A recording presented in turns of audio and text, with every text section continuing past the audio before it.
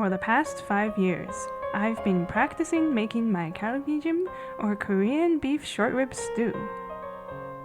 I finally had the chance to serve it at our last family Christmas dinner.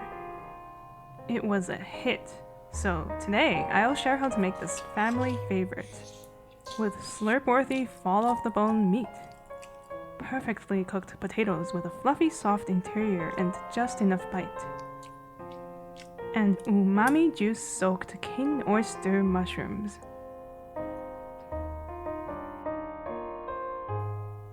To start, we have 3 pounds of beef chuck short rib cut into 2.5-inch cubes. Look for bone-in pieces with a lot of marbling for the most tender bites.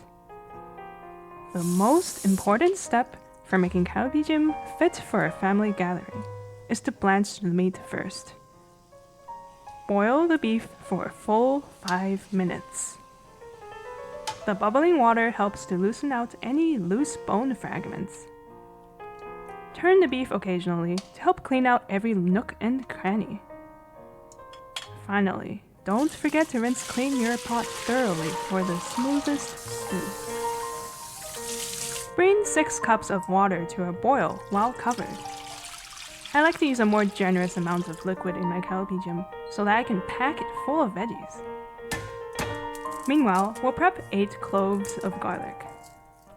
Smashing them open not only makes them easier to peel, it lets the garlic cloves dissolve into the stew, coating each bite with a subtle, garlicky aroma. Add the beef to the pot, as well as the garlic, 2 thumbs of yellow ginger, and an 1/8 teaspoon of table salt. I'm adding 2 tablespoons of dark brown sugar to enhance the stew's flavor. Next is the light soy sauce, 6 tablespoons, just enough to flavor and color the stew. And now onto the final 2 pieces of seasoning that make this dish so special. This Korean pear juice smells like ambrosia, and I add 4 tablespoons of it for a hint of refreshing tanginess that makes my Galbijjim so addictive to eat. Last but not least, 4 tablespoons of gochugaru or Korean chili pepper powder. Don't worry, it only makes the final dish a tiny bit spicy and adds a punch in bright umami flavor and really transforms it into a holiday centerpiece. Cover and maintain a medium simmer for 1 hour. I serve my Galbijjim with a special blend of rice, mostly long grain jasmine, and then some quick cooking sprouted brown rice and a bit of black rice as well. The long gray rice really holds up its bite and fragrance against the meaty stew. Back to the Galbijjim. Remove the lid and bring it to a high simmer for 15 minutes. In the meanwhile, I'm peeling 6 medium-sized potatoes and carrots. The trick is to chop them into generously sized large pieces so that they still end up creamy soft without disintegrating into the soup.